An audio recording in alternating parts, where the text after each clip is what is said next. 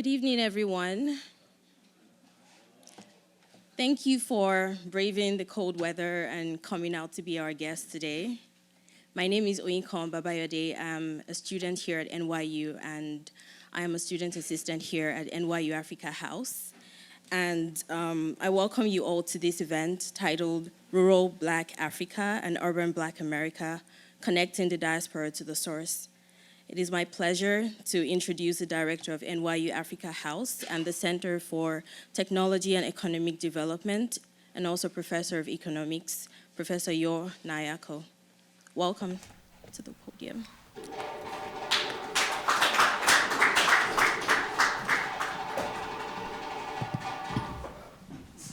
Got some drums going on there. Isn't that excellent? Feels like back in Africa.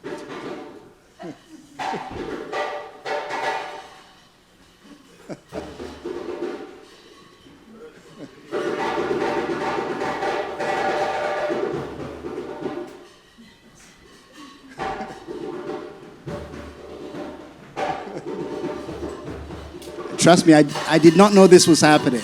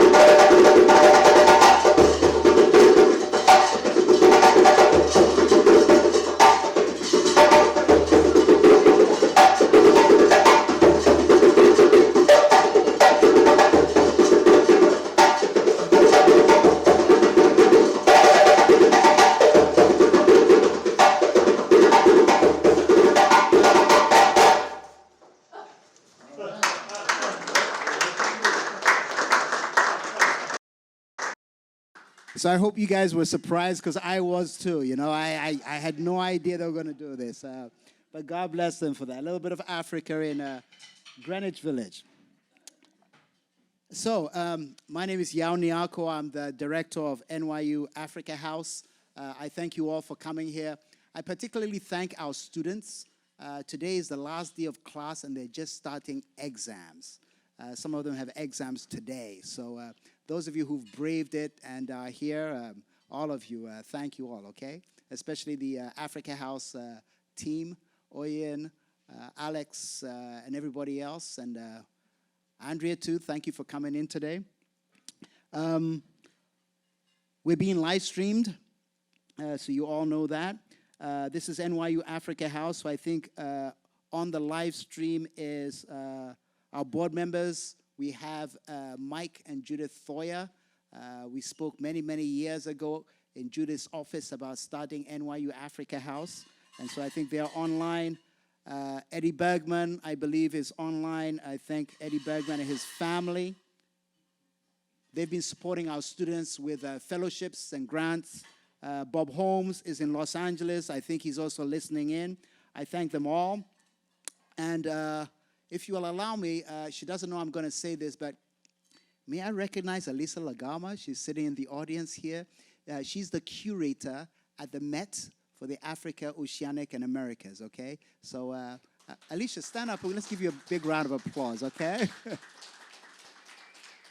She received the Africa House Award a few years ago, and she does really wonderful work. She had a big museums, monuments, African monuments, monuments around, yeah, it was Africa, and really great at the Met. So I encourage you to, tune into whatever she's doing there. It's a beautiful space, and what a wonderful facility, and what a wonderful person. So Alisa, thanks for everything you do, okay?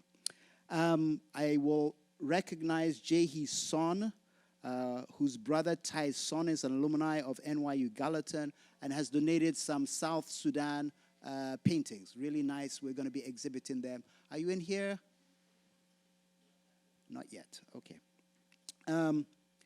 I would like to introduce, or have introduced, I think you all saw on the online the introductions, and so we're going to make it a little bit brief, but maybe I want our friends from Chester and the Chester team to give a quick introduction, maybe a one-liner. We're going to spend a lot of time with you guys, but I want you all to see them now. So Devon, please stand up and just mention your name. My name is Devon Walls. I'm an artist, designer, and developer from the city of Chester, PA. Thank you. Kenny? Hello, peace and blessings, everyone. My name is the Art Monster. I'm an artist. I'm a teacher. I'm a neighborhood influencer and leader from Chester, PA.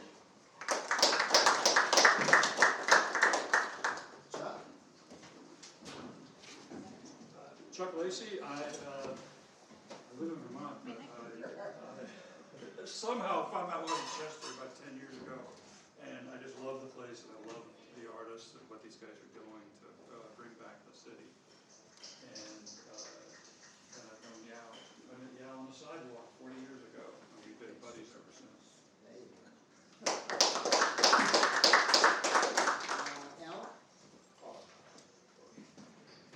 hi everyone. My name is L. Ward, and I'm from the same neighborhood. I'm an artist. And so does McLeod, you there? All right, McLeod. I'm Hayes McLeod. I'm a creator, artist, work with technical objects and materials. So what we say is it is cultural, art, science, and technology. So that's what I do with all my craziness. So how y'all doing? Everybody's sitting there. Whoa. Hello. How are you? Fine. Is it warm in here enough for you? Okay, thank you. And I also want you to recognize somebody for me. She too, and she's hate me for recognizing her. But when I first moved to the United States, my very first trip to New York City, I came with Chuck actually many years ago.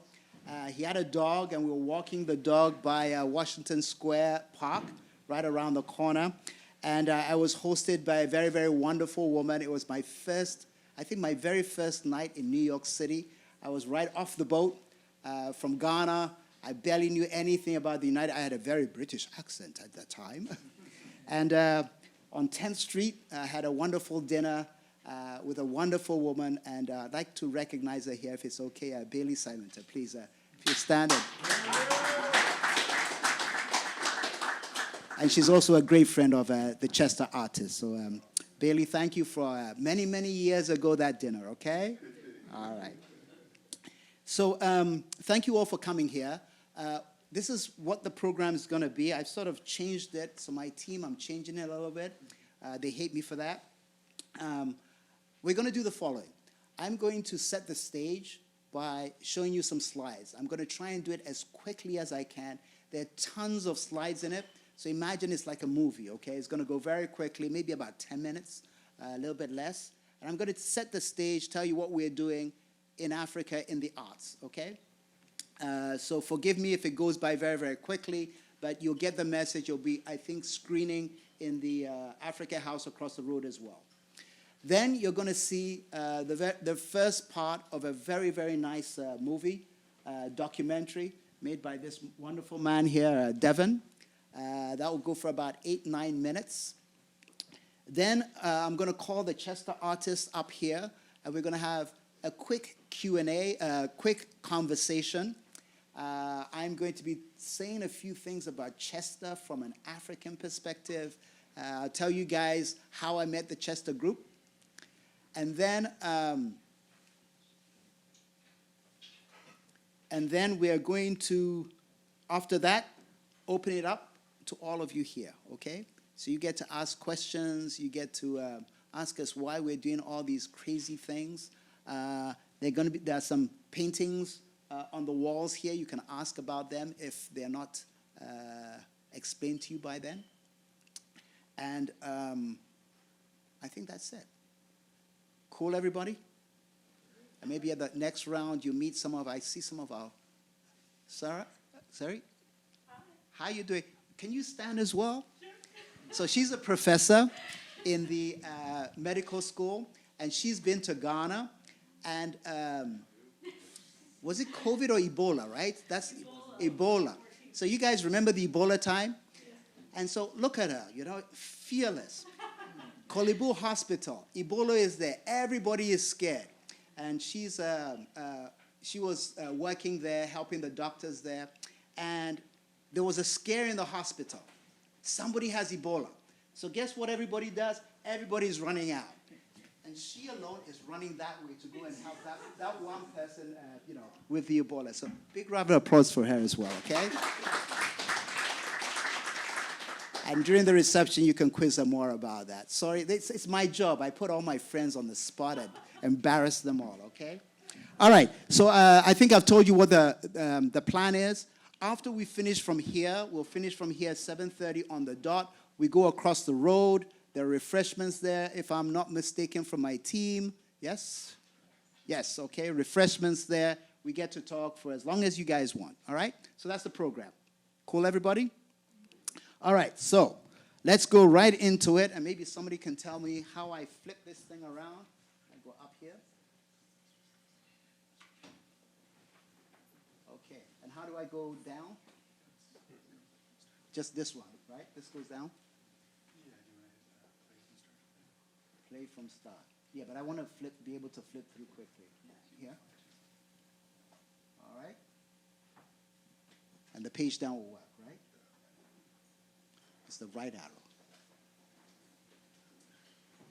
Okay. We're going to Africa. We're going to Ghana in the blue. We're going to a part of Ghana in the yellow.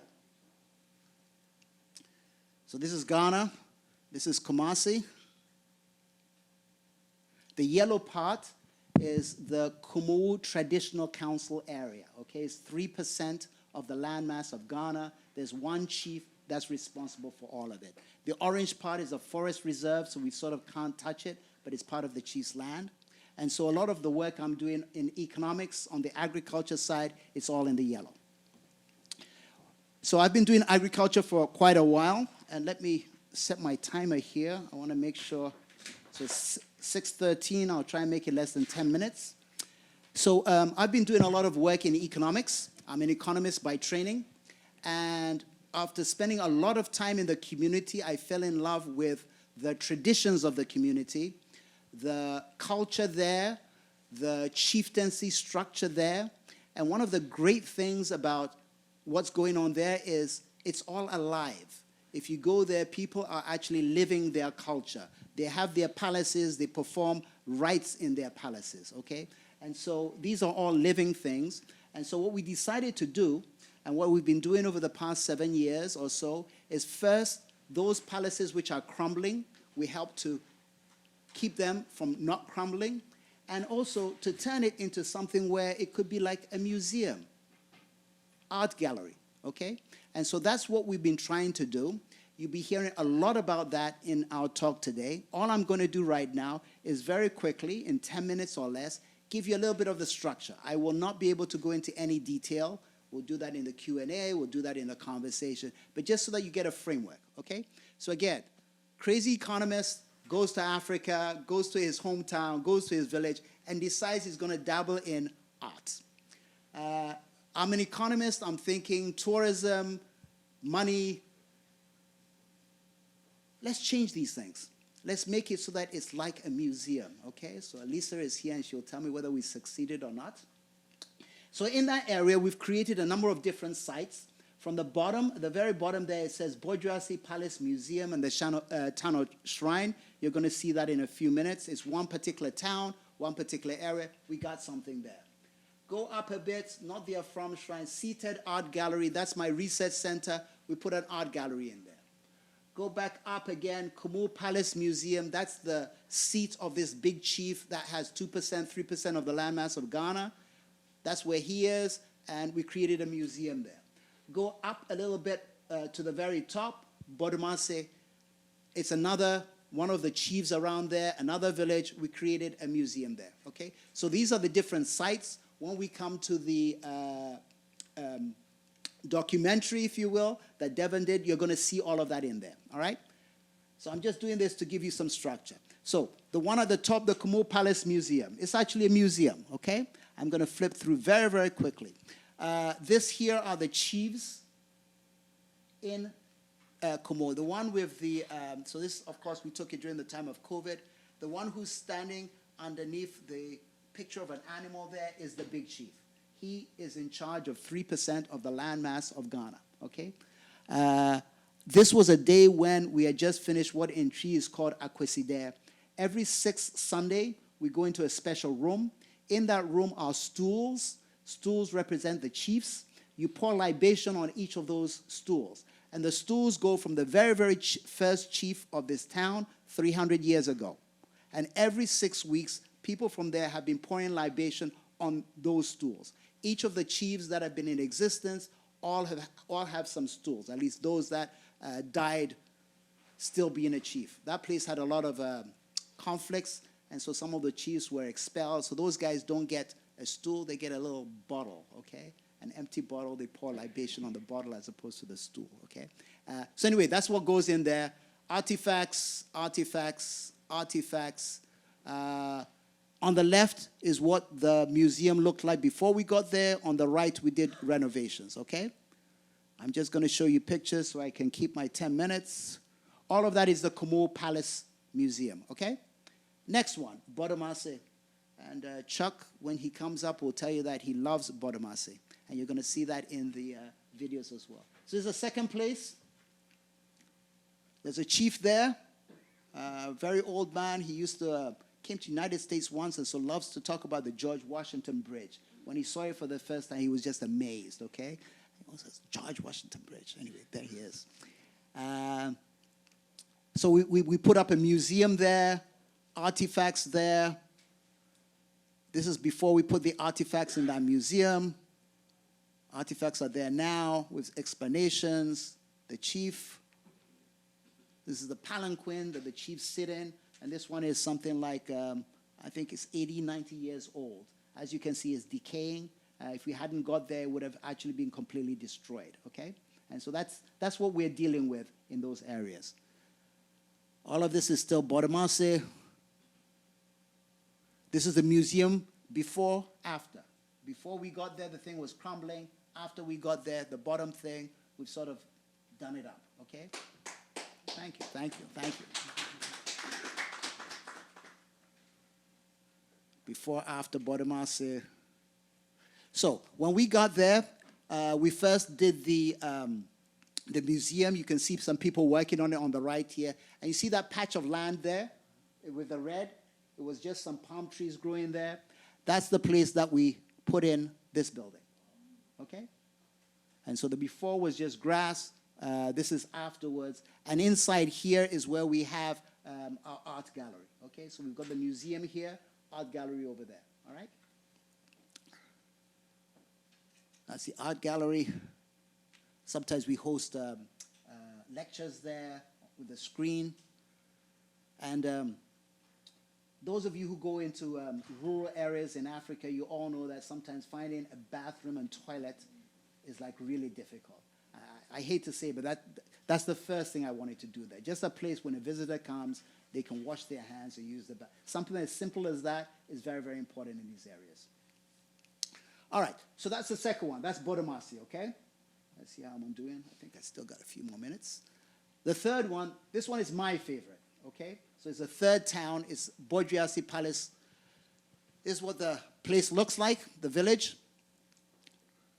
And this is the Bodwease Palace, okay? On the right there is the Tano Shrine. It's a UNESCO heritage site.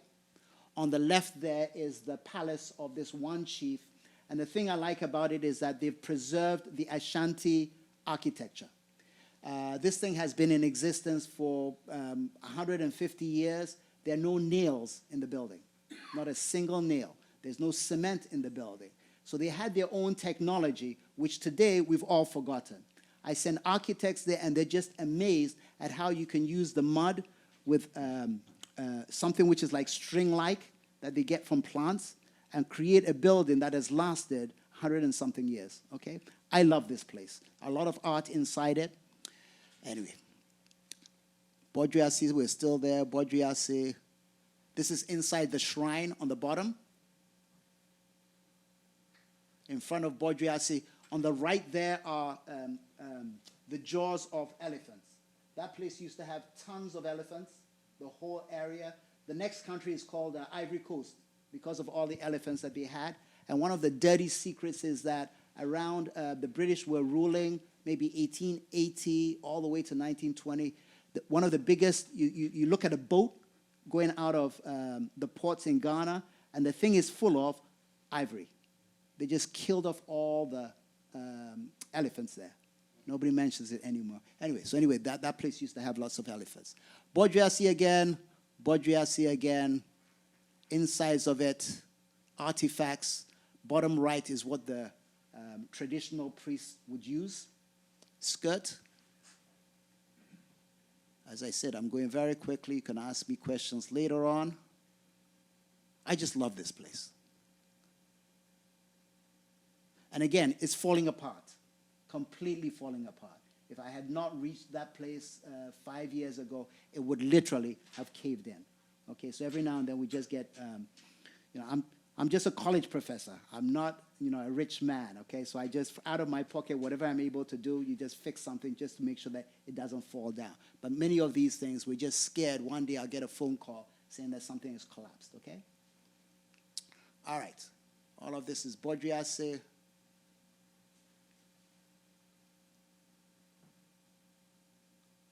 On that string, there are, every time they have these festivals I mentioned, they'll kill a goat and take the jaw of the goat and then string it there, okay? So that's one of their customs. Okay. Bodwease. You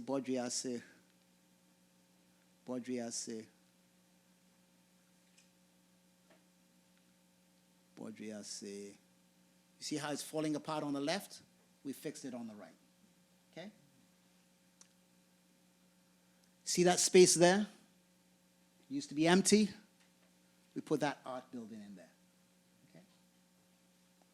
And so that's now going to be our art. So this, the left is what it used to be. The right, the reddish and whitish, is the art gallery there.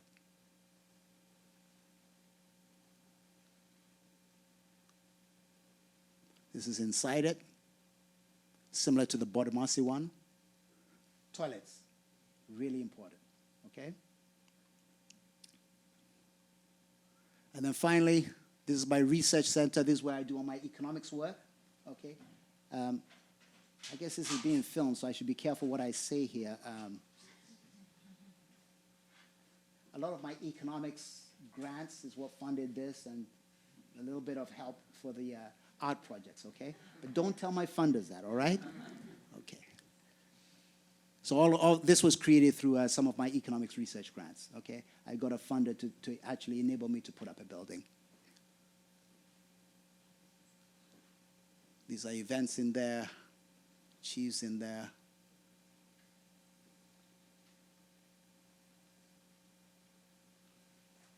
And you may be seeing this woman often there. Her name is Benedict Savoy. Some of you may know her. She's leading this return art movement, okay? And so, you have to do it responsibly, of course. But anyway, that's who she is.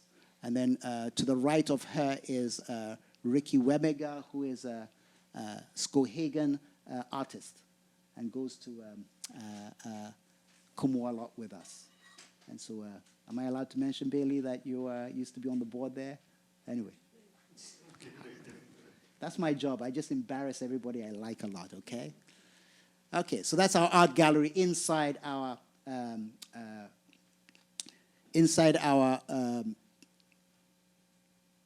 CTED, we call it the CTED building. That's where I do all my research, but underneath it is the art gallery. Okay? I think I'm going to stop there. And so those of you who are getting ready the movies, I'm going to end in a second. I will end there. Thank you very much for listening to me on that. That's the work we're doing in Ghana.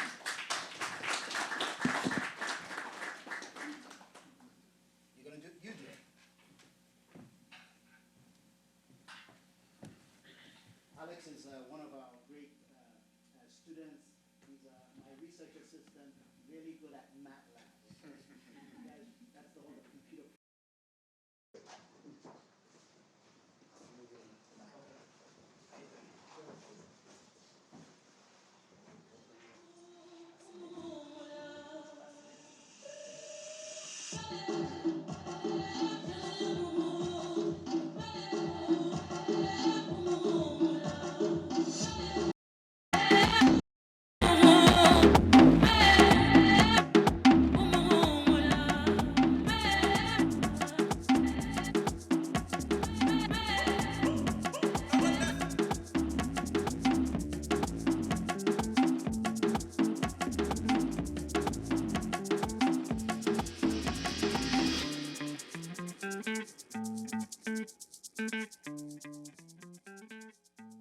So we fresh back from Ghana.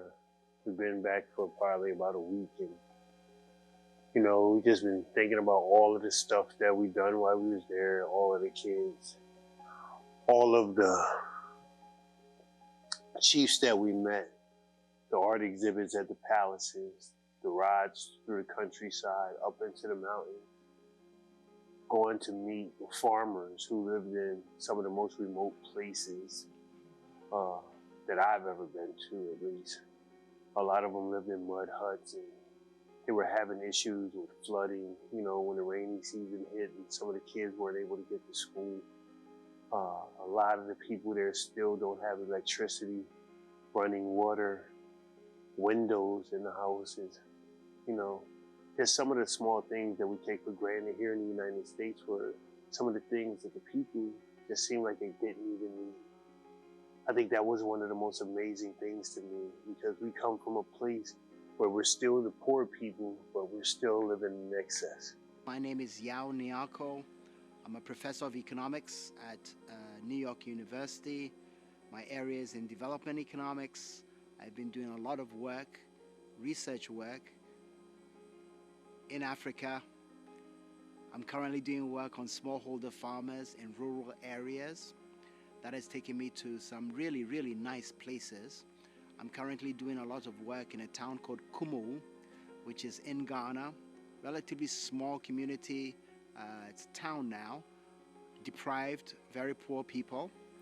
And we have been helping the smallholder farmers here, giving out credit, figuring out how the credit processes work.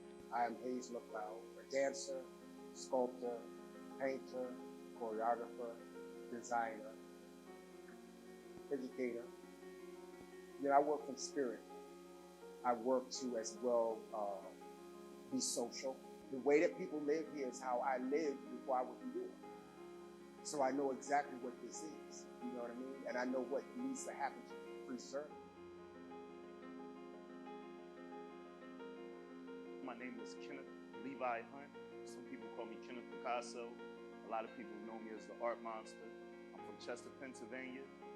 Well, when we first got here, myself, Devon, and McLeod went into an art gallery that they were setting up. It was pre-set up. And we seen all these phenomenal paintings. And as we sat there looking through the paintings, you know, we're asking like, who did these, or, you know, where did these come from?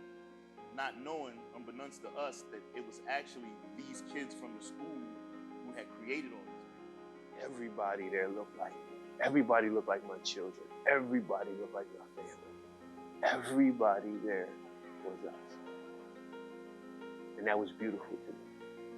And to watch how Professor Yaw navigated all of the different situations and circumstances, to me, it was just amazing to see. You know, I got to see him as Professor Yaw, then I got to see him as Chief Yaw, you know, and I got to see all of the weight that he has on his shoulders and all of the work that he's doing. He's doing some amazing stuff there, man. And the more that we support his work, the more that funders support his work, the more grant money he gets there for the town, for the school, it's just going to grow and it's needed there, you know. So I want to invest as much as I can, as much as my energy as I can, into helping him get it done. Because he's doing something that I've always dreamed of doing. And he's doing it with honor, he's doing it with poise, he's doing it with dignity. And he's doing that with the weight of the world on his shoulders at the same time. While we're doing all of this economics work, we also wanted to give back to the community. First and foremost, we realized that the community has a very, very beautiful traditional history, traditional cultures, things that they do, cloths that they wear, staffs that the chiefs hold, or they call them the linguists of the chief, all of them hold. It's really beautiful. When we came here, we realized that many of those artifacts, many of the traditional things were essentially crumbling due to neglect. The population respected it, but it didn't have really the resources, the attention to do something about it. We had to go places to learn it and to find where we belong. You know, we were displaced people for hundreds of years. You've been progressing in your culture. We had to make a culture for ourselves, a conglomerate of different places from Africa that we may have come from, Native Americans, although we put those together to make our culture African American culture. The way I felt about Yaw then, he had very good energy, he was an awesome guy. I just wanted to see what it was he was talking about. It seemed like we were going to Wakanda or something. It seemed like he was telling us a fairy tale.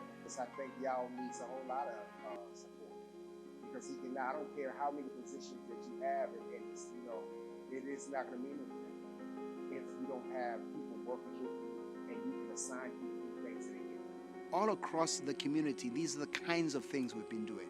So part one, if you will, is just maintaining the palaces and making them, in addition, places where visitors can come in, learn the history, learn about the palaces. And so we've been doing that. We're very, very proud of what we've done. We, of course, need help. We're just by ourselves doing all of this. I'm able to come to these communities because of my research grants in the agriculture field.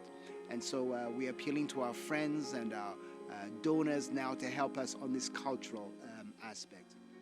We decided, however, that we should also look to the future. And one great way of doing that is contemporary art. And so we get artists to give us their thoughts about what the future will be. So it's not only the heritage, but we now have artists coming in to draw, to paint, to create art objects. There's a secondary school or a high school that our research center in this town called Kumawu is based. It's a school which is fairly deprived. It used to have about 300 students. It's now 3,000 students, even though the structure has only barely increased. And we've been sponsoring art competitions over the years. Well, what I admire about, you know, my close friend Yaw is his ability to straddle multiple worlds. I mean, he is of Kumawu. He is a traditionalist. When he's here, he visits the elders. He observes, observes the traditions. He is a chief here. He's also a professor at NYU and has dedicated this stage of his career to research and economic and social development here in Kumawu. I'm on a mission to learn, but also teach what I've already learned. And that's why I really wanted to touch down in Kumawu. That's why I really wanted to be there with Professor Yaw. I wanted to see the Africa House and all the amazing work that they're doing there. And when I say the Africa House is doing some amazing work there, I just wish we had an Africa House in Chester, just to watch how the staff there navigates the community and how they work with the farmer. It's just amazing. It's amazing to see. I think something like that should be in everything. One of my most precious moments was when the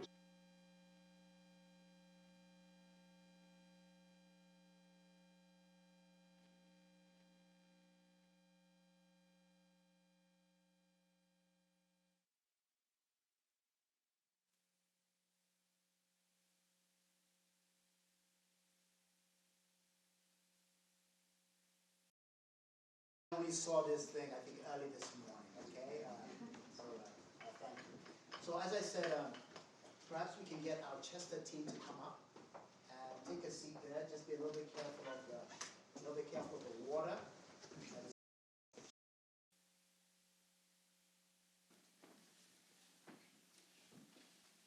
Hayes McLeod and Kenny.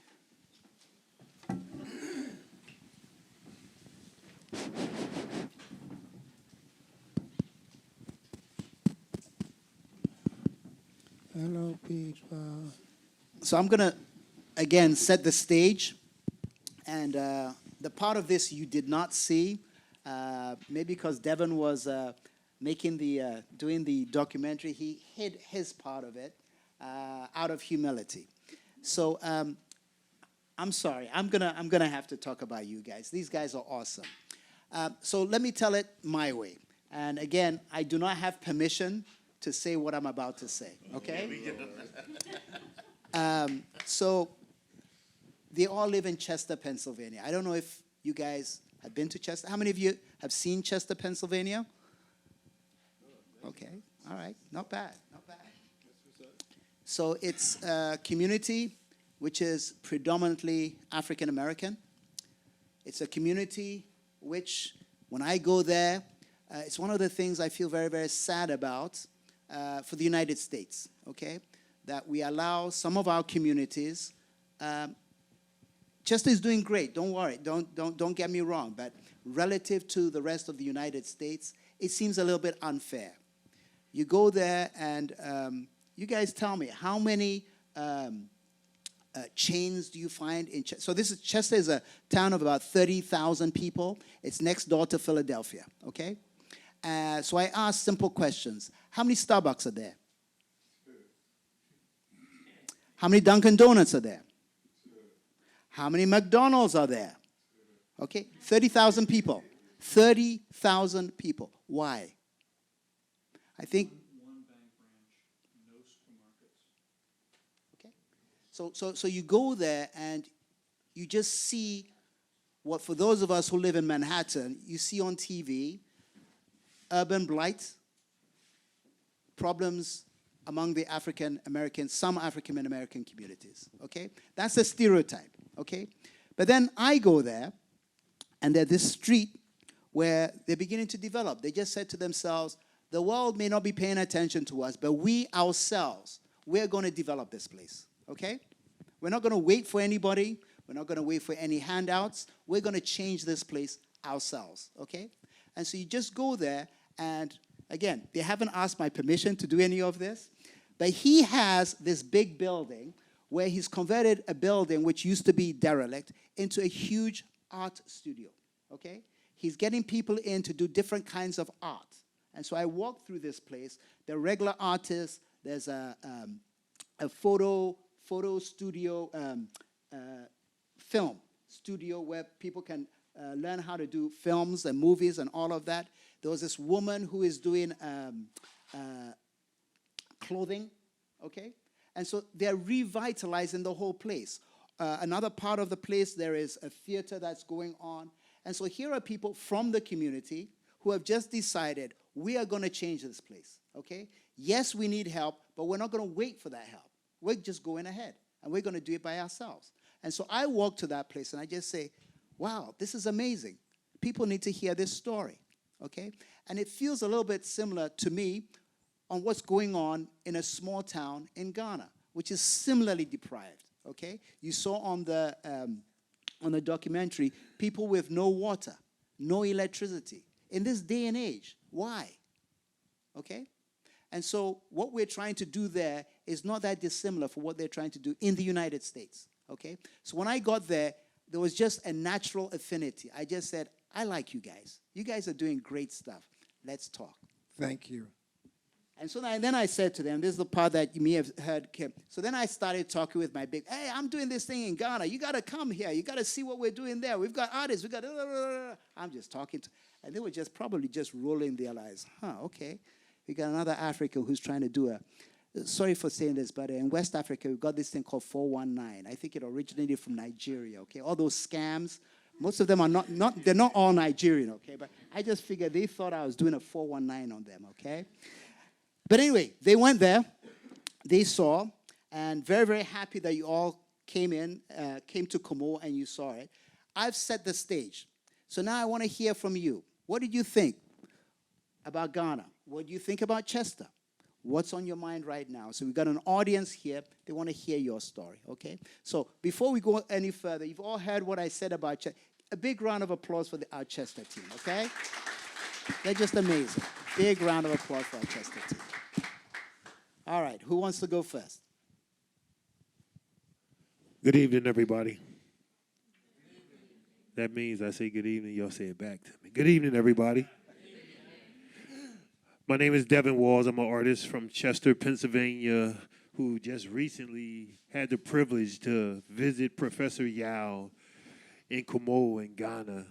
And the question that he just asked out of 3 questions was, what did we think about Ghana, the neighborhood in particular? We thought it was amazing when we touched down. You know, when we left, we didn't know what we were getting into. We didn't know who we were going to see. We didn't know the people. We didn't know the culture. We didn't know the language. But by the time we got there, we got to meet the people. We started quickly learning the culture. We started quickly learning the language. And the one thing that we saw as a universal language once we got there was love. We loved to be there. We loved the people. They loved us. So love is a language that you don't have to learn in the textbook. It's just something that comes from the heart. And that's what we learned while we were there. Love, universally. Hello, everybody. Good evening, peace and blessings. For me, the first part of Ghana when we got there, like Yaw has said, Yaw came to us. My whole life, I've done art. I've been everywhere in the world doing art. We've traveled literally all over the world doing art. And Yaw sat down with me and he said to me, he said, I got a school with hundreds of kids that are the best artists I've ever seen. And I'm like, you know, I've been to art basels, and usually it's like one person from each city comes and represents there. So I've never been somewhere in a school, and I teach at schools, where every kid is kind of good at art. And Yaw said it, and I'm like, yeah, whatever. Let's go see what this is.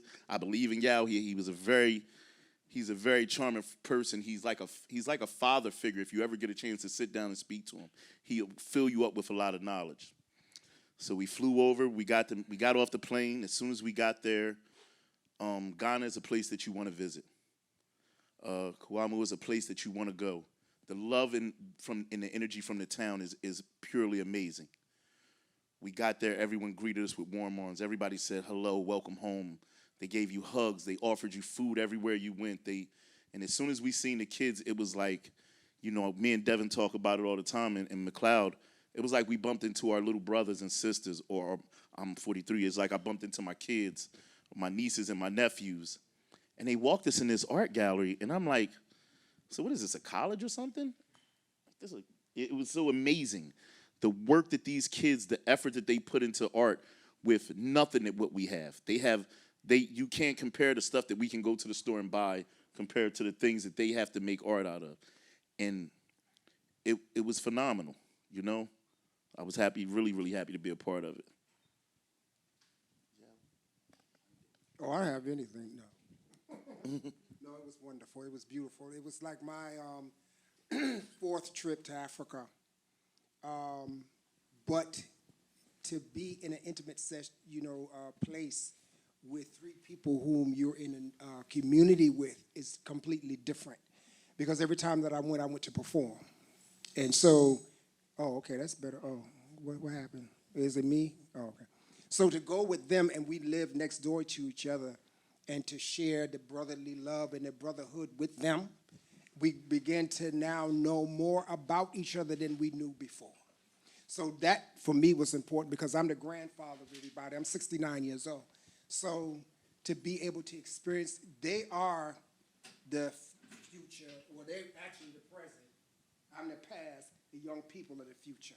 So that's what I got out of my trip there. The kids were very respectful. I don't want them to ever lose that because America has, Europe has. I want them to grow in the art world, be successful, be those success stories, but I do not want them to lose their culture. Because like I say, culture, art, science, and technology is what I practice. And so the kids are very intelligent, and the art itself can segue them into the sciences. Because I use science. When you mix pigments and those things of that nature, I use stone, natural stones, gemstones in my paint. You know, I use hematite in my paint. So these are things that those kids have access to there because the dirt is beautiful. It's red dirt can be used as a pigment into the works. So like he said, we take for granted a lot of the things that we can just go down the street and get, you know, and these kids. So one of my jobs was to try and tutor them and let them know that they have access to this stuff. And it's okay to use it. It's okay to be you. You don't have to be like someone else. It's very important that you do, because if not, you're a liar.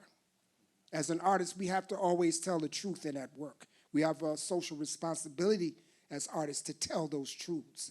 Now, I can go on and on, but I'm going to let it go because we're timed out. Thank you very much. Thank you for coming. Open up your pocketbooks, your wallets. We need the money come out.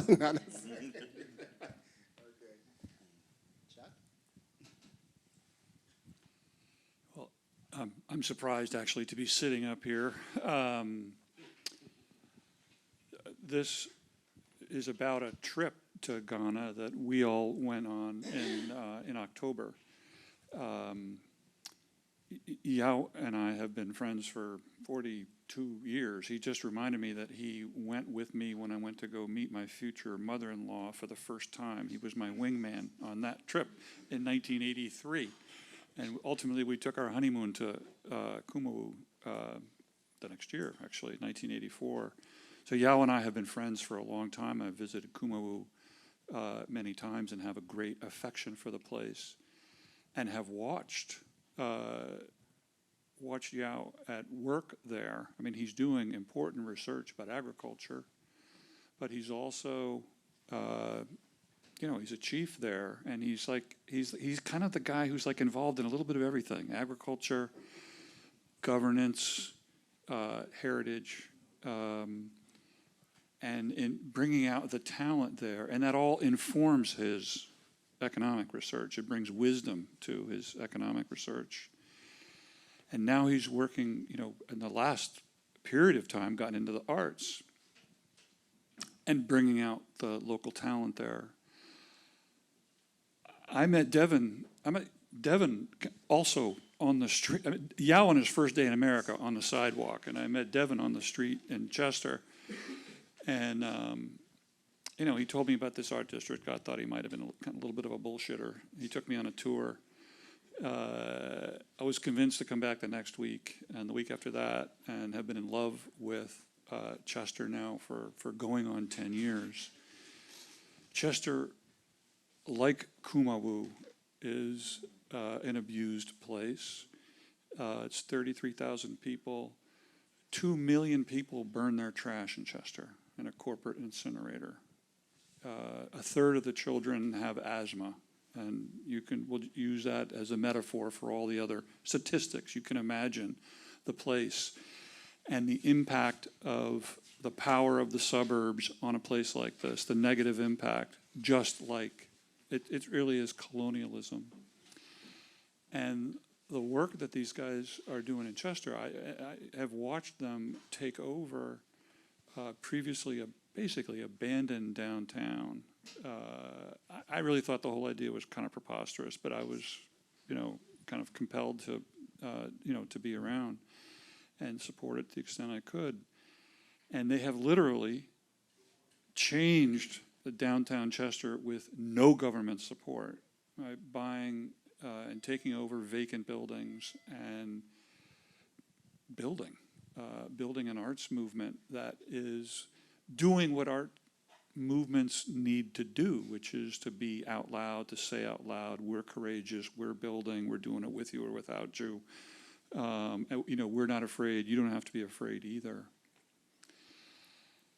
And the idea of introducing Yaw to Devon came across this summer. It's like, what am I waiting for? I just introduced these guys. Kumawu and Chester really, they're on the other side of the world from each other, but they really belong together like peas and carrots. They really belong, they belong together. And we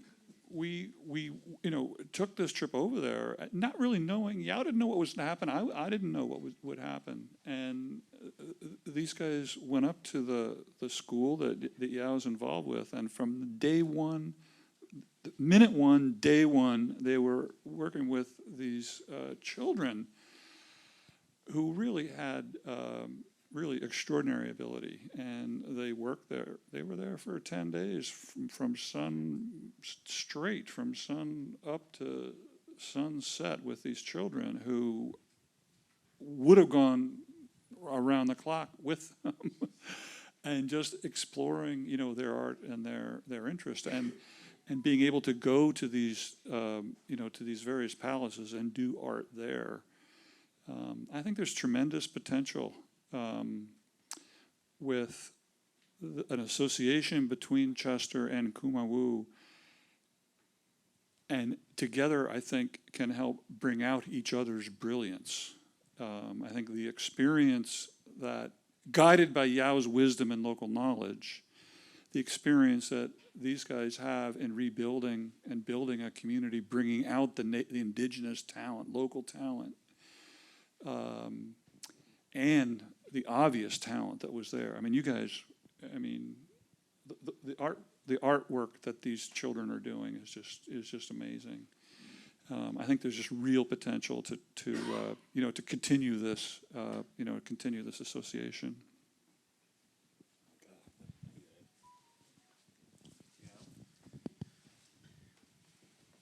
You were talking about health and pollution, and I can't fail but to recognize another good friend. It's my job to embarrass all my friends here, but Professor Benga Ogedigbe, please stand up.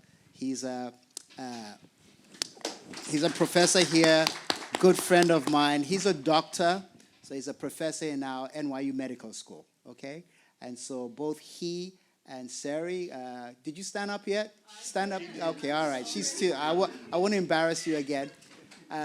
Both of them, not only have they been to Ghana several times, they've both been to this little town called Kumawu, okay? Benga, when you were there was no running water in the town. So that whole town that we just saw there only got running water maybe 5 years ago. Before that, early in the morning, you see all these cars with these gasoline containers. People are hustling for water in the morning. And you saw the size of that town, okay? So it's only recent. So Benga, next time you go there, it's going to be much, much better, okay? You didn't see that. So when he went there, it was, tell the truth, it was really hard.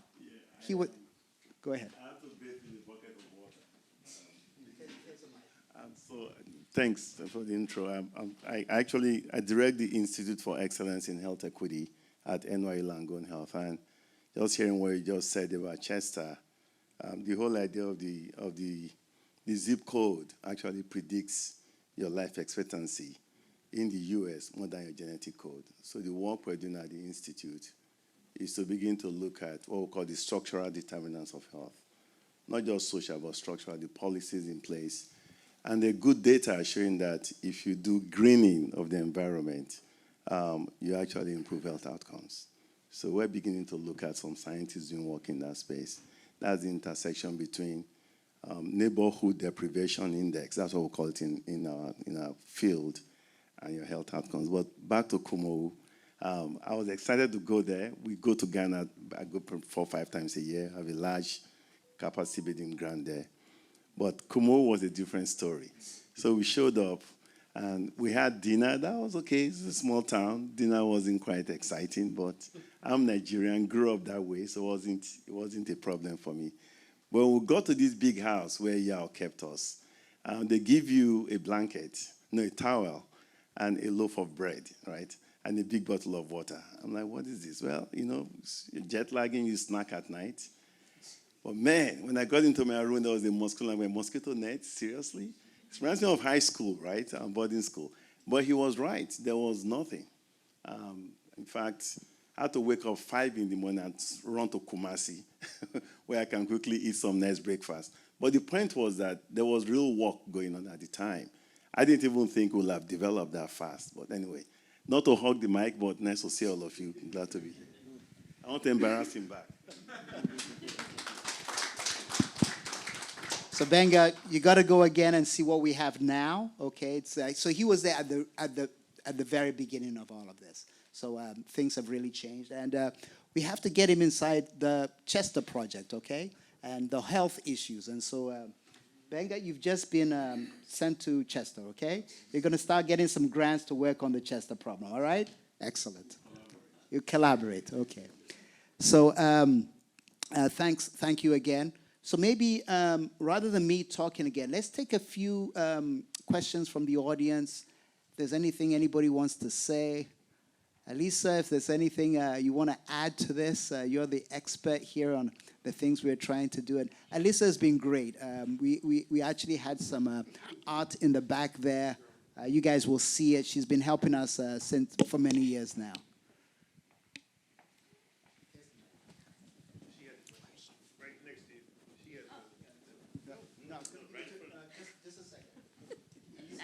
Hey, hey, hey. Oh, I'm sorry, just kidding.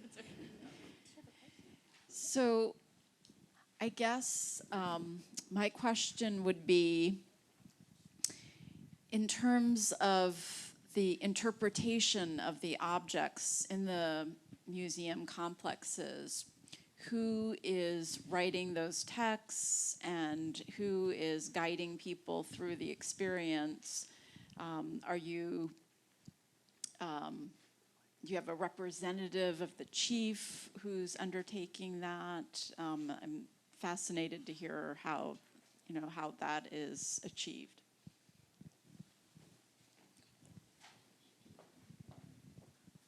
Yeah, so what happens in those societies is, as you know, she did her PhD on Gabon, okay? And so she knows Africa very, very well. She's lived there. But as she knows, and many of you know, a lot of this is through oral tradition, okay? And so the generations pass information from one generation to the next to the next. Up until maybe the 1970s, I remember in Ghana as a young kid, when you go to a funeral, when they are, it might sound bad the way I'm going to say it, when they are wailing, when they're crying because somebody has died, there's actually an official crying, okay? By the way, I don't know if you guys know this, but West Africans, we love funerals, okay? New York City, there are these funerals for people, and the best parties are always at funerals, all right? When I was a young kid, if you want to go and find a woman, a mate, go to a funeral, okay? That's where all the action is, all right? So at the funerals, they'll be having this oral tradition, and the people who are wailing will be talking about the history of that place and how things happened and when this palace was built and when the palace was moved from here to here and when they got this particular staff or when they got this particular thing. So all of those things are usually in the oral traditions. So what I have been doing from the time that I started all of this is anytime somebody says something to me, I write it down. So I now have hundreds of pages of written down things. I'll come and talk to you about it afterwards. And also some of the older people, I have Bo. You guys all know Bo. When I go to interview them, we actually record them. So we have a recording of what they said. Where you're heading is the right thing. Many of them in the 7 years have passed away, okay? And when they pass away, they didn't transmit the information to the younger generation, because the younger generation are all in Accra, and they don't really care anymore. And so it's almost a race to get the information before some of these older people die. But the direct answer to your question is, we're recording everything and taping everything, so one day we can write it all up. Go ahead, next. I think there was somebody who... The young lady. Go ahead. Thank you guys for this event. It's so beautiful. For the gentleman sitting down, I know you guys mentioned how you guys were very embraced and there was a lot of love there. I wanted to ask, just because I'm aware of the unfair representation of Black Americans to Africans and vice versa. I think the representation of Africa as this one big piece of land is just, it's also bad. I wanted to know, did you guys ever come across Ghanaians that may have stereotyped or have gotten their information from the media? And if so, how did you combat that? So the one thing that I would say in the villages, the people we worked with, the farmers, it was all love there. I didn't get that until we were actually in Accra, what you're talking about. People call us here African Americans. I always call myself an African in America because that's who we really are. But when we got to the airport, it was one instance when we were going through the lines, and one of the guys saw Chuck, a tall white fellow with a big beard. So he was the usual suspect. So he saw Chuck, and he opened the line for Chuck and said, come on through, come on through. And we were all together going to get our tickets at the same time, so we started going through with Chuck. And he said, oh, no, not you. I said, what do you mean, we all together? Chuck said, yeah, we're all together. He said, no, not you, just him. And we were like, hold on, but we're together. He said, well, I'm letting him through because he's old. I said, hold on. I said, not because he's white, because he's old. I said, well, he's older than him. And he shut the line down and said, well, none of you can come. So in that instance, I got to see that. I never believed the stereotype because one person does something to me that's just that one person. They try to make us fight against each other and the love that we have for each other, because in confusion comes disillusion, and they try to keep us separated from each other. So I don't believe in those things. I tell everybody that I know, you have to go there to experience it for yourself, experience the people, experience the love, and just realize that the media's job is to separate us. Because if any time when we all get back together, it's going to be a hell of a world. To add to what he just said, I believe that, you asked the question of if we were stereotyped over there. I believe we were already, and this is just all Americans, I believe that we have been whitewashed a little bit to see Africa in a certain light. When we got there, one of the things he didn't say, that when we got off the plane, the first thing was people there greeting us that never met us before and said, welcome home. And they didn't just say this just to us because we was black. Shit, they said, welcome home to Chuck, too. And I'm very serious about this. And everywhere we went, it wasn't they're from America. Oh, they think they better. No. We were family. Everywhere I wasn't introduced to one place when we were finally there where it was like, I feel like we're the outsiders. The love that we got when we worked with the staff at the school, it was real heart-wrenching to us because a lot of the things that you grew up thinking that were right aren't right sometimes. And a lot of the ways that you think are going on in the world, they're not. We didn't get over there, and when we got to the airport, it was a bunch of guys that rode up on zebras to give us a ride into the woods. No, it was cars. It looked like New York City. It looked just like this right here. And it's just like how it is in the United States. You have a regular city, and as you go out of the city, you have different styles of areas. You have developments, you have rural areas, and then you go into the countryside. And you have the choice of where you want to go at with that. If you have never been to Ghana, you need to go. That's my last thing I'll say to you. It is the most beautiful, warming place that I've been to when I travel the world. Do I have enough time? Is it loud enough? Well, in 1977, I was invited to Festac, Nigeria, right? And I'm gonna make it short. And we went out into what they called at the time at Bush. And it was an elderly woman who was at the time about 82 years old. So one of my associates, we met her because she did batik and tie-dye, things of that nature. So I purchased some stuff from her. She did not know that I was from America. She thought I was from Africa, somewhere else in another country. So the guy that was interpreting for us, he said, no, you know they're from, she said it's not possible because through our oral tradition, they all died. So there's actually people who don't see social media that we don't exist anymore. You know what I mean? So what we're doing now is reconnecting people. You know, this program is reconnecting people back to their roots. So it's not just about Kumawu, it's not just about Chester, it's about the whole, the total of everything. Even here, I've never seen you guys before, but it drew you here. You're here. You know what I'm saying? And that's very important. I have a deep culture with Africa because I'm Gullah Geechee. Okay, so, and I have a patois that we speak, but this whole thing to me was familiar to go to Africa and see how the people live, because in the 50s, we were still living like that down south in South Kakalaki.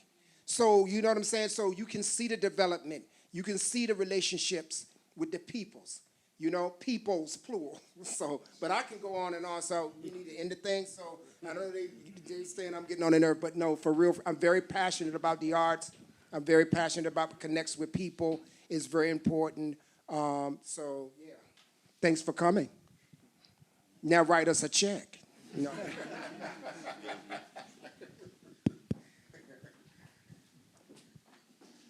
Go ahead. Hello, my name is Santana Kavanaugh. I'm a student at NYU. I study critical race theory and human rights and other things. And I just wanted to make the connection between Ghana, which was a primary route during the transatlantic slave trade to the South in America, and Pennsylvania, which was a hotspot for migration for African American descendants of enslaved people during World War I and World War II. And so I think it's really beautiful to see these connections and to see, to see the diaspora connecting and having these connections that are primarily reason of colonization and white supremacy, and seeing how we work together amidst that.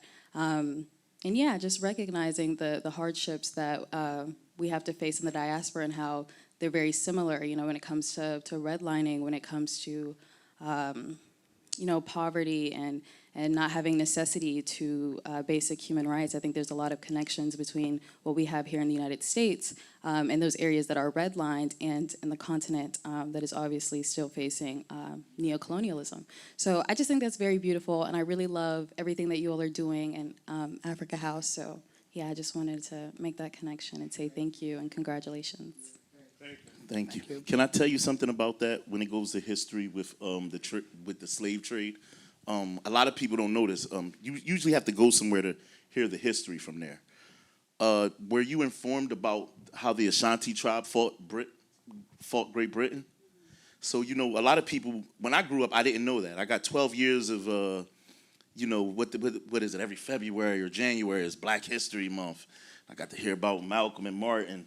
But no one ever told me that the first long rifle, the best style of the long rifle, was made in Ghana. It was made by the Ashantis.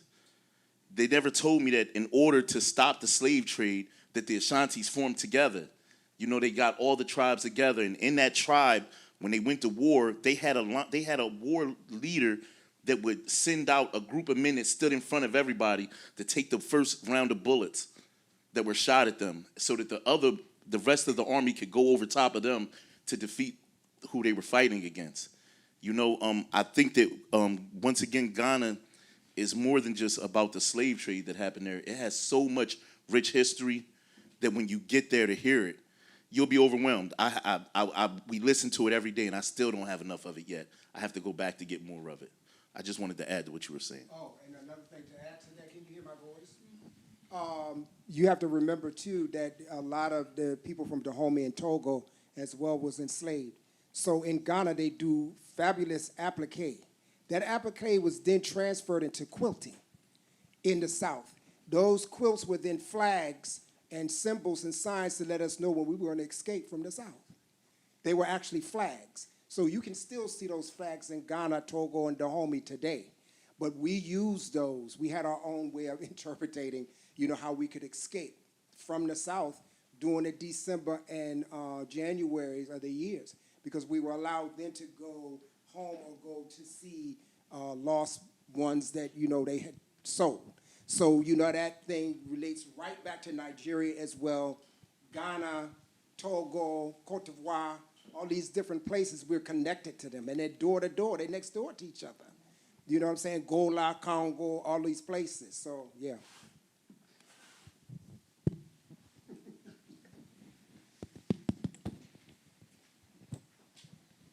I think your reference to the history in Chester is really spot on.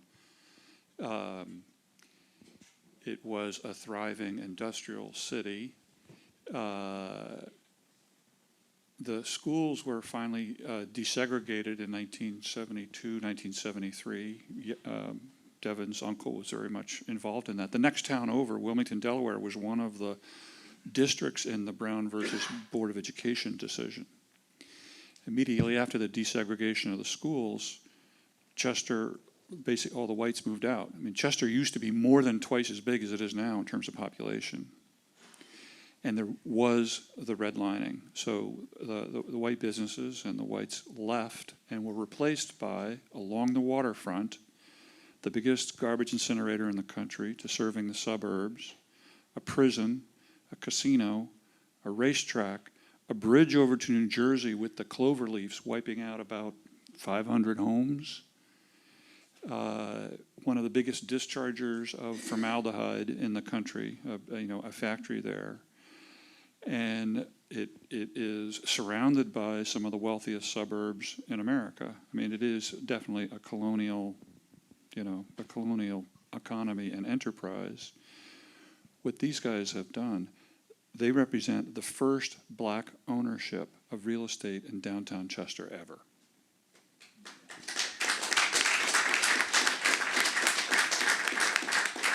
And they waited a long time, and the buildings were a mess, but it's been just amazing to watch. This is one of the two blocks that's right between the town hall and a commuter rail station.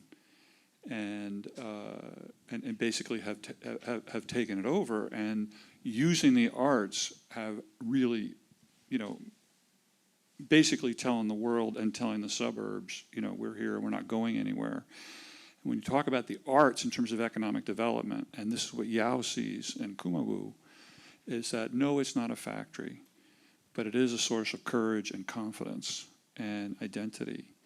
And it's been amazing to see that play out and see that play out in Chester. The colonial comparisons between Chester and Ghana, obviously on a different timeline, are there. You can see the vestiges of colonialism. I mean, they're just very evident walking around Kumawu. Just even the approach towards teaching art is really sort of still trapped in the English system. And one of the exciting things about watching these guys was them giving the students permission to not worry so much about fine technique, but to think about what they were saying.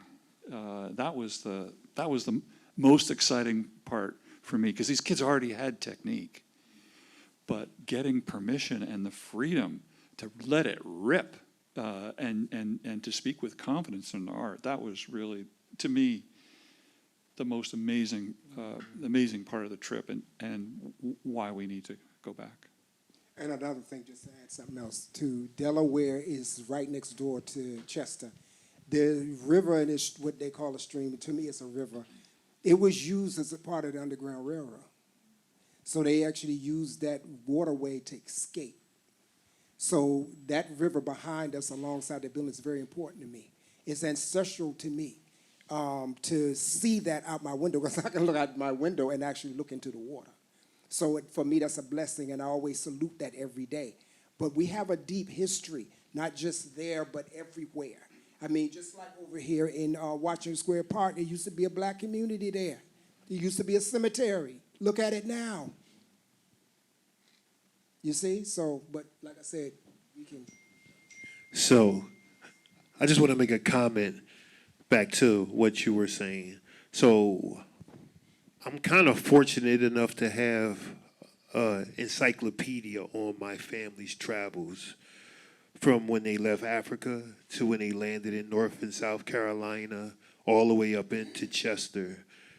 And one of the reasons that the introduction to Professor Yaw to me meant so much to me once Chuck introduced us was because Professor Yaw was telling me about his Ashanti traditions, the heritage, the village, the people. And where I'm at now, we don't have that same information in our neighborhoods. But I got a chance to go back and read my family's books about the travel. They have birth certificates, they have freedom cards, and all of these things in this book. And I noticed that the similarities between Professor Yaw and myself. In my community, I'm sort of, if I was in Kumawu, I would be considered a chief because some of the responsibilities that I have within my neighborhood. But seeing Professor Yaw work over there and just hearing about all of the different history in the community and in the neighborhood, and then I started kind of comparing them to the things that my family experienced just leaving the continent and getting to where we're at. My family were freedom fighters, Black Panthers. They staged the sit-ins, the freedom marches, all of those things from South Carolina all the way up into Pennsylvania, fighting for all of our freedoms, for all of our identities. And when I got to Ghana, it was a long time coming for me. My uncle died at 83, and he used to travel back and forth across the water to the villages. He used to work, and he used to teach classes over there. And he was telling me before he died that I have to make this trip. But not until I was introduced to Professor Yaw did that trip to me seem like it was coming to fruition for me. Because I was so concerned about working in the neighborhood in which we're building.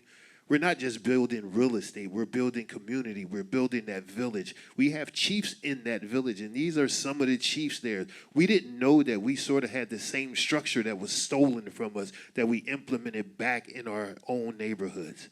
We feed our communities, we teach our communities, we open up our own schools in our communities, and we tell everybody that we have to own the land in order to build our villages back up again.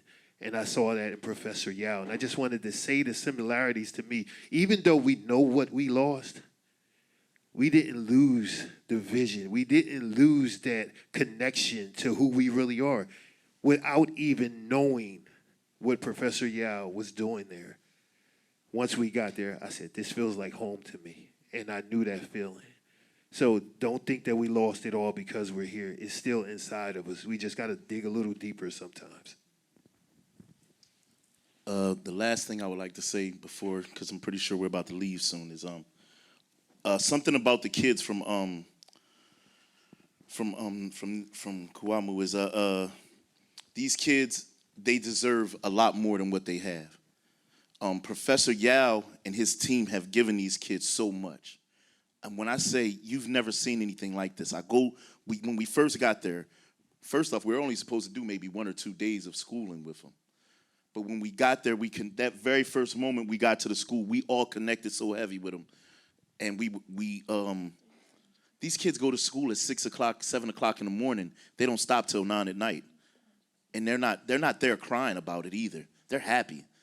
Hey, Big Ken, we're about to go to this class. Every time they walk past, we're going to this class. You want to go with us? We're going to study class. I'm like, why are these kids so happy to be in school all day long? These were the happiest kids I've seen. And they were getting good grades, and they're obeying the teachers. They're not fighting. They're doing anything. I need you to know that these kids are amazing because I'm saying this to you so that you can understand the type of kids we need to help here.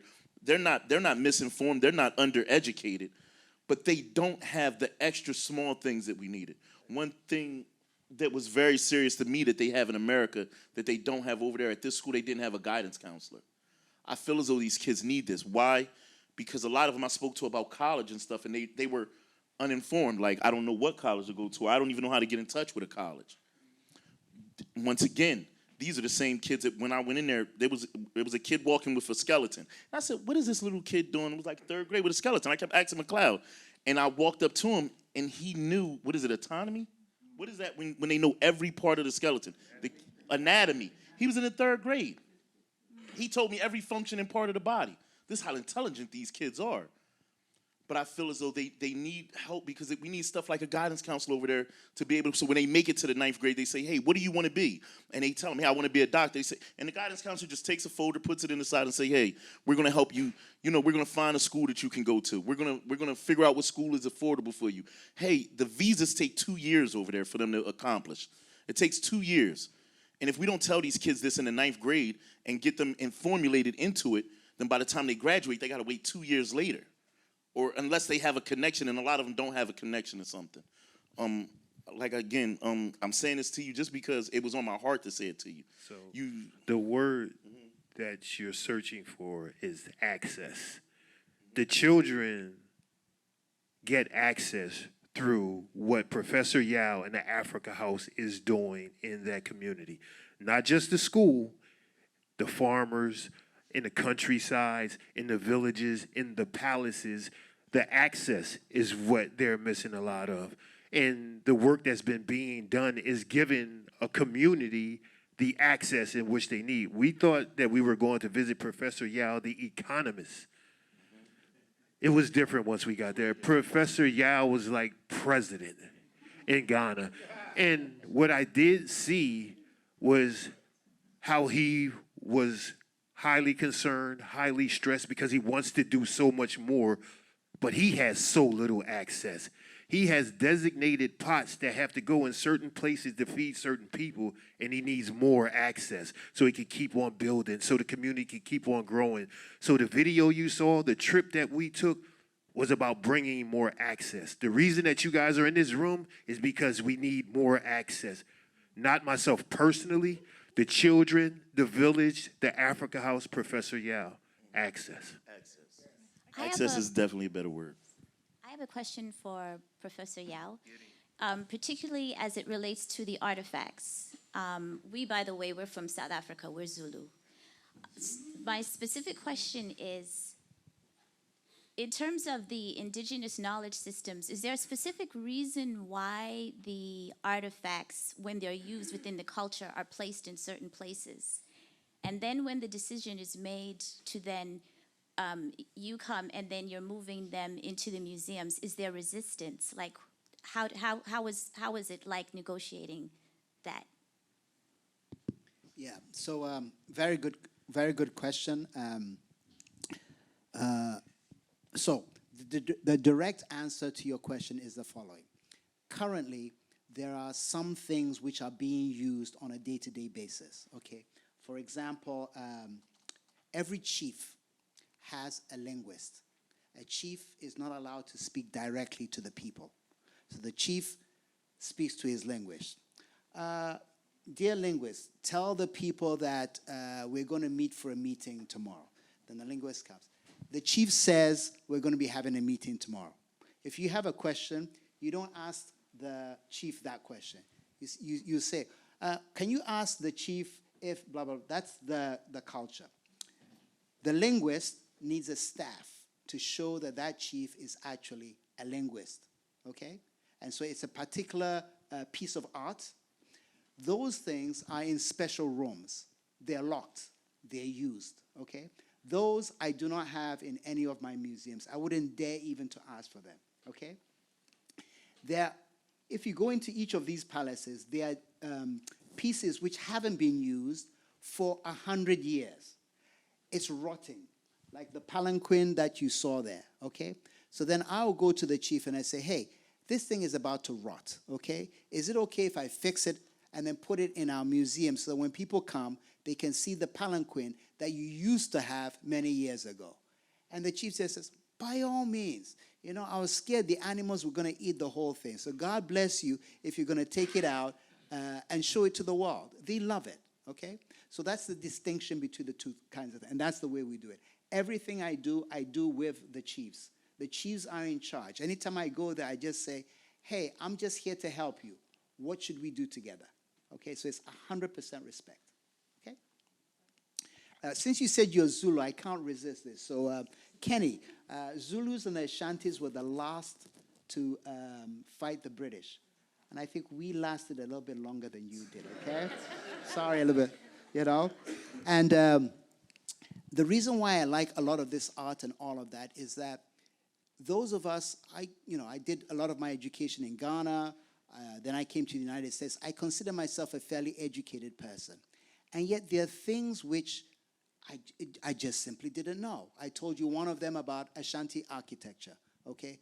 I didn't know how great it was, okay? I think, Elisa, you're doing some movies of some documentaries on Ashanti palaces.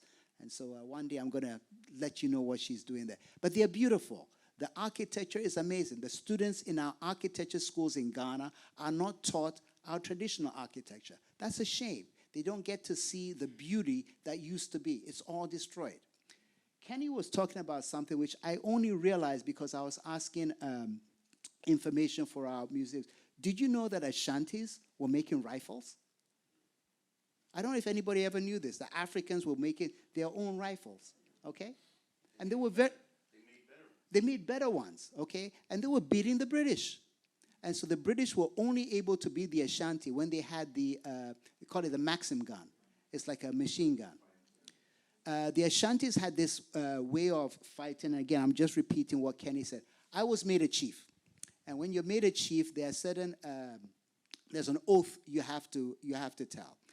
And this is the oath, literally. It says something like, you have this ceremonial sword, you have to put it down on the ground 3 times, and you say, I swear to the chief that if we, the Ashanti, are going to battle, and we're forming the lines for battle, and the line in front of me, if they all are shot down dead, if I don't jump over them and try and get to that guy in the front there, then I have disgraced the stool.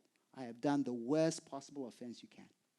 That's what we say as chiefs and so this was about 8 years ago, 7 years ago when I was made a chief. All of this comes from when the Ashanti were fighting the British, because that was our form of fighting. We had lots of people. The motto of the Ashanti is, if you kill 1,000 of us, another 1,000 will come. So don't mess with us. We got lots of people, and we're brave. We're among the bravest in the world, we think. Maybe you guys, the Zulus, you're going to beat us there, okay? But anyway, that's the story of Ashanti. And again, many of these things I only found out when I was doing art. That's why art is so important, okay? It's a way in which you get a form of education. You just simply don't see that in the history books, okay? Real quick. Yep. In our neighborhood in Chester, we still label our neighborhoods after communities here, in Africa. The neighborhood that I grew up in was called Zulu. We were called Zulu Nation, and I was one of the Zulu warriors. So, all right. I like that. Yeah. I needed to say that.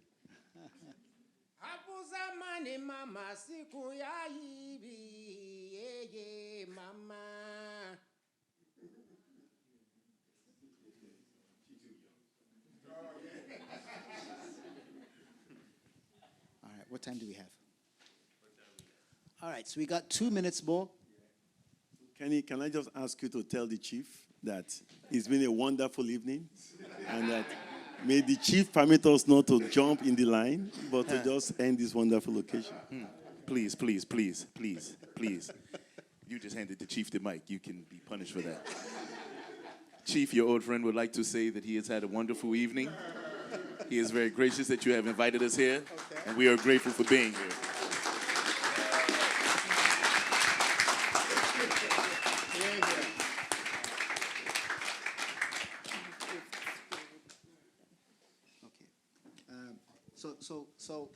So wait a minute.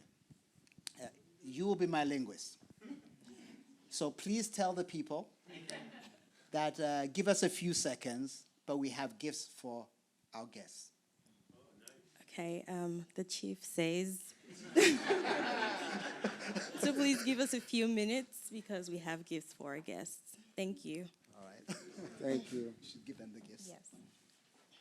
Well, yeah, you not talk about the power that the linguist has. Because in interpreting to the people, the linguist can actually change the message itself. And in fact, the linguists played a huge role in the old days during colonialism. They were the ones that would interpret for the colonial masters, who would then interpret back to them.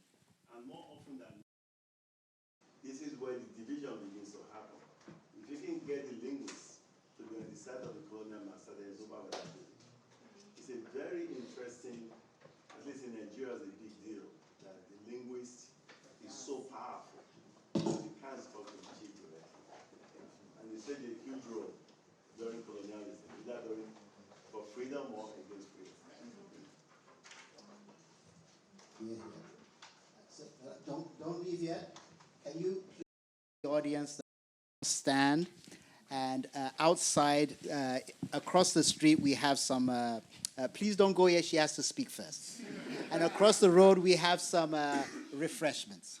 Okay. The chief says to please stand and go across the road for refreshments. Excuse me, Chief. Excuse me.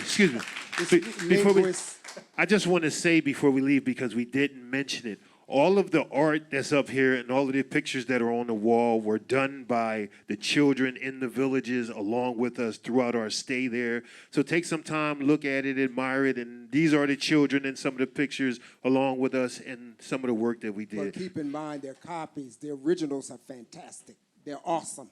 This is a vinyl copy, but the actual work is awesome. You have to see it, you can feel it, you can look at it, smell it. You know, it's very important to please, if you see anything that you like, let Yaw know or someone if you want to make that purchase, because that's one of the reasons we were there, to help create that work, to be sold, to help the people. Okay, thank you. Thank you. Thank you all for coming.